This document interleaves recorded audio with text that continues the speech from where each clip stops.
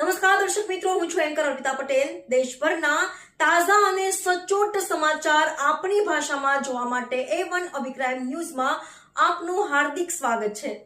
હવે જોઈએ મુખ્ય સમાચાર। વોકલ ફોર લોકલનો મંત્ર ચરિતાર્થ કરતી સખી મંડળની બહેનો। સ્વદેશી મેળો સોનગઢમાં સખી મંડળની કાપડની થેલીઓ બની આકર્ષણનું કેન્દ્ર।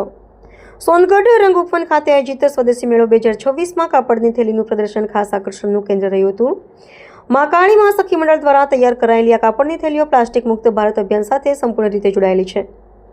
માધ્યમો સાથેના સંવાદમાં મા કાળીમાં સખી મંડળના પ્રમુખ શ્રી મનીષાબેન બી પાટીલે જણાવ્યું કે આ કાપડની થેલી પર્યાવરણ હિતૈષી અભિગમ સાથે મહિલા સશક્તિકરણને પણ પ્રોત્સાહન આપે છે। દરેક થેલીની ખરીદી સ્થાનિક સ્તરે મહિલાઓને આવક પૂરી પાડે છે અને તેમના માટે સ્વાવલંબનના અવસરો ઊભા કરે છે। અમારું જૂથ કાપડની થેલીઓ તૈયાર કરીને રોજગારીની તકો ઊભી કરે છે। આથી મહિલાઓ પગભર બને છે અને પર્યાવરણ માટે પણ ફાયદાકારક છે। વધુમાં તેમણે ઉમેર્યું કે અમારો મુખ્ય આશય પર્યાવરણને હાનિ પહોંચાડતી પ્લાસ્ટિક બેગનો વપરાશ ઘટાડી પુનઃવપરાશ કરી શકાય તેવી કાપડની થેલીઓ દ્વારા જનજાગૃતિ લાવવાનો છે। સ્ટોલમાં પ્રદર્શિત કરવામાં આવેલી કાપડની થેલીઓનું મહત્વ આજના સમયમાં વધુ છે, જ્યારે પ્લાસ્ટિકની બેગનો ઉપયોગ વ્યાપક છે। નોંધનીય છે કે સ્થાનિક ચીજવસ્તુઓ પર્યાવરણ સંરક્ષણ અને મહિલાઓના સશક્તિકરણનો સંદેશ આપતા સ્ટોલ સ્વદેશી મહિલાનું કેન્દ્ર છે, જેના માધ્યમથી સ્થાનિક સ્તરે જાગૃતતા પણ વધે છે।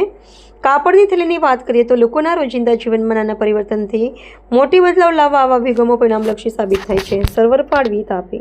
મારું નામ મનીષાબેન બી પાટીલ છે। હું મા કાળી સખી મંડળની પ્રમુખ છું।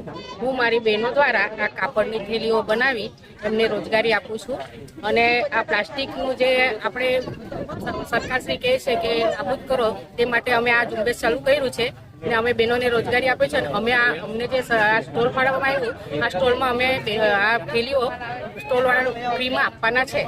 એનો થકી જે બનેલી અને બહેનોને અમે રોજગારી આપીએ છીએ, આ થકી એ લોકોને રોજ ચૂકવે છે જે બનાવે છે।